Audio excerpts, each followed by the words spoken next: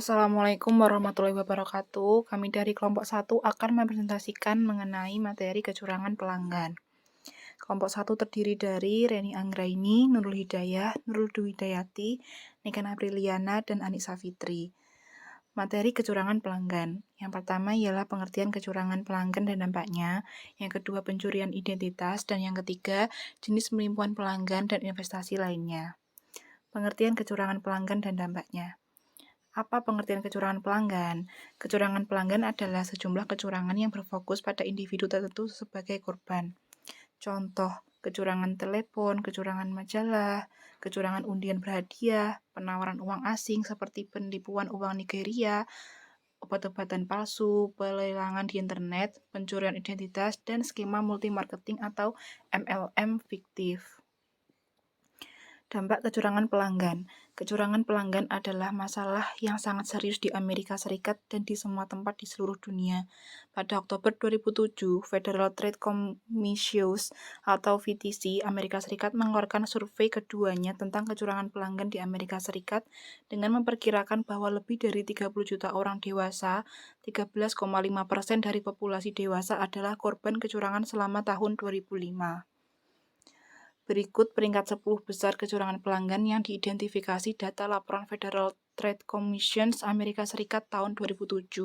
Antara lain, yang pertama kecurangan produk berat, 4,8 juta korban. Penjualan undian dari pihak asing 3,2 juta korban, tagihan tidak diotorisasi kelompok pembeli 3,2 juta korban, promosi berhadiah 2,7 juta korban, program bekerja di rumah 2,4 juta korban, asuransi kartu kredit 2,1 juta korban, tagihan tidak diotorisasi layanan internet 1,8 juta korban, penipuan pinjaman dengan biaya di muka 1,7 korban, penipuan perbaikan kredit 1,2 juta korban, dan kesempatan bisnis 0,8 juta korban. Pencurian identitas. Pencurian identitas berdasarkan Federal Trade Commission, pencurian identitas adalah tipe kecurangan pelanggan yang paling umum terjadi. Pencurian identitas digunakan untuk menjelaskan kondisi ketika seorang menggunakan nama, alamat, nomor jaminan sosial, nomor rekening bank atau kartu kredit, dan informasi identifikasi lainnya milik orang lain untuk melakukan kecurangan atau kejahatan lainnya. Tahap pencurian identitas. Ada 3 tahap siklus pencurian identitas. Yang pertama, penemuan. Penemuan memperoleh informasi, melakukan verifikasi, dan atas informasi. Yang kedua adalah mengumpulkan. Tindakan mengumpulkan seluruh dokumen, menyusun tindakan. Dan yang ketiga ialah percobaan. Tindakan tingkat pertama, tindakan tingkat kedua, dan tindakan tingkat ketiga. Yang kedua adalah tahap mengonversi. Bagaimana pelaku mengonversi informasi pribadi menjadi keuntungan finansial? Setelah pelaku kecurangan mengakses informasi pribadi, mereka menggunakan informasi tersebut untuk keuntungan finansialnya.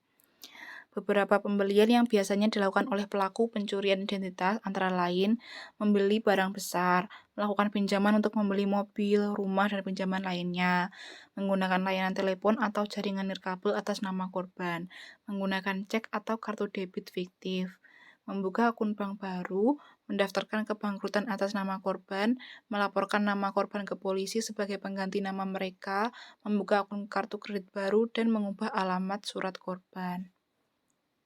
Yang ketiga, tahapan mencuri identitas korban.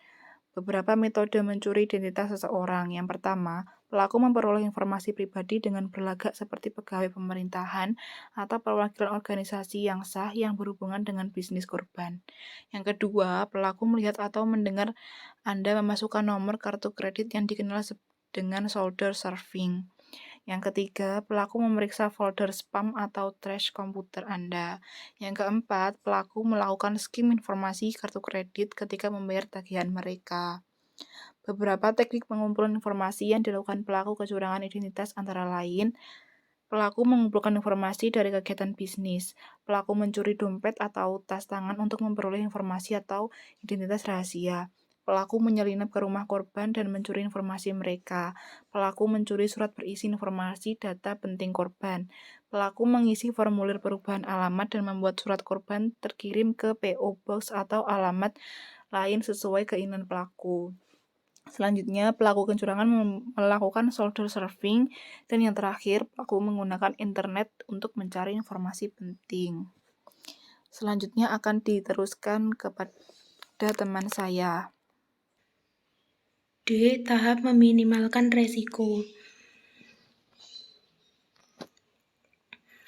Beberapa cara praktif untuk meminimalkan resiko pencurian identitas antara lain, yang pertama, melindungi surat dari pencurian. Yang kedua, menyingkirkan kartu kredit yang belum disetujui.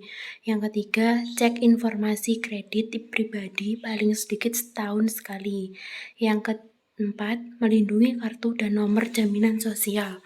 Yang kelima, menjaga semua informasi pribadi. Yang keenam, melindungi kotak sampah dari pencurian.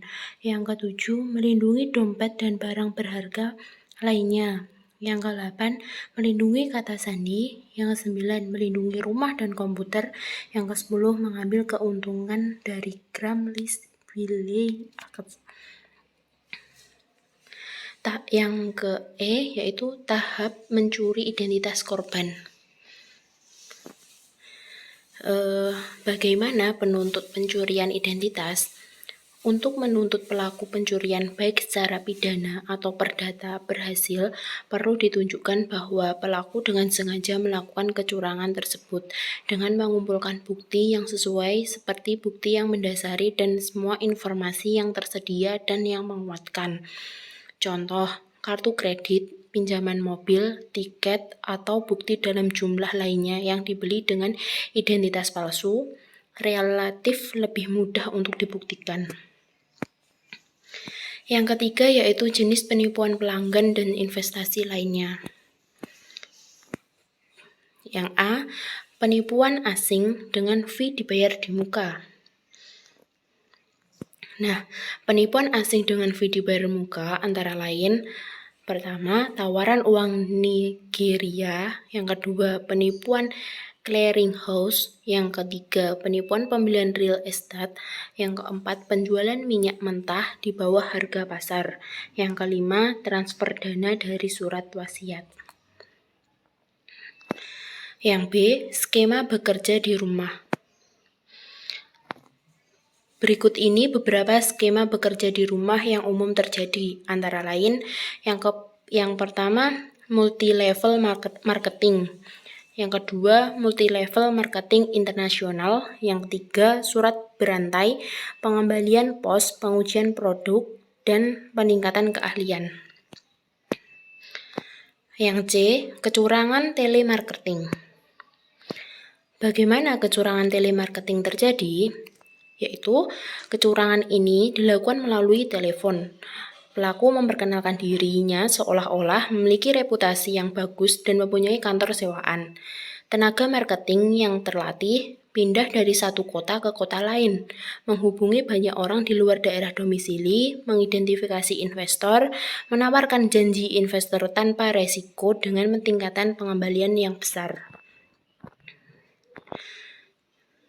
Nah, penipuan dengan sasaran orang tua dengan alasan yaitu, pertama, banyak orang tua hidup sendirian. Yang kedua, orang tua cenderung malu ketika mengetahui dirinya menjadi korban sehingga jarang melaporkan ke pihak berwenang. Yang ketiga, orang tua biasanya sangat percaya pada orang lain dan yakin tidak ada orang tega memanfaatkan mereka. Yang keempat, pelaku dapat membangun ikatan yang kuat di antara mereka dan korban. Nah, cara perlindungan dari kecurangan telemarketing dengan cara yang pertama, tidak ada alasan untuk memberikan nomor jaminan sosial, kartu kredit, atau informasi lainnya melalui telepon terhadap orang-orang yang tidak benar-benar dikenal. Yang kedua, waspada terhadap telepon penawaran suatu produk atau yang meminta untuk transfer sejumlah uang. Yang ketiga, jangan mudah percaya terhadap janji mendapatkan uang dengan cara mudah dan cepat. Yang keempat, harus benar-benar mengetahui siapa orang yang menghubunginya. Kecurangan telemarketing melibatkan transaksi besar dan kecil. Transaksi besar Transaksi besar terdiri dari penipuan investasi dan memberikan lebih banyak keuntungan bagi pelaku, namun usahanya juga besar dan risikonya tinggi. Transaksi kecil biasanya terdiri dari undian, fee fiktif, langganan majalah, usahanya lebih mudah dan risikonya juga lebih rendah. Yang D, penipuan investasi. Apa sih yang dimaksud dengan penipuan investasi? Penipuan investasi adalah kecurangan yang berkaitan dengan saham, obligasi, komoditas, perseroan terbatas, real estate, atau jenis investasi lainnya. Kecurangan investasi dapat terjadi di dalam atau di luar organisasi bisnis.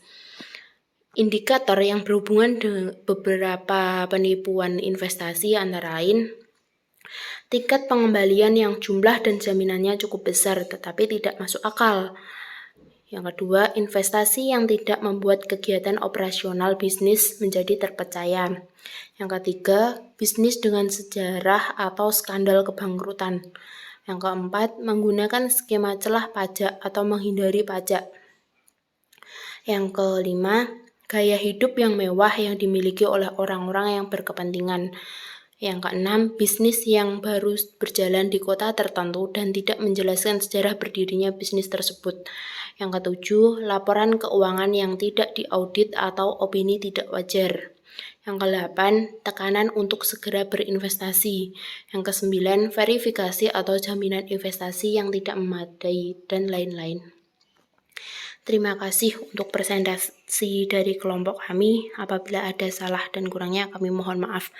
Wassalamualaikum warahmatullahi wabarakatuh.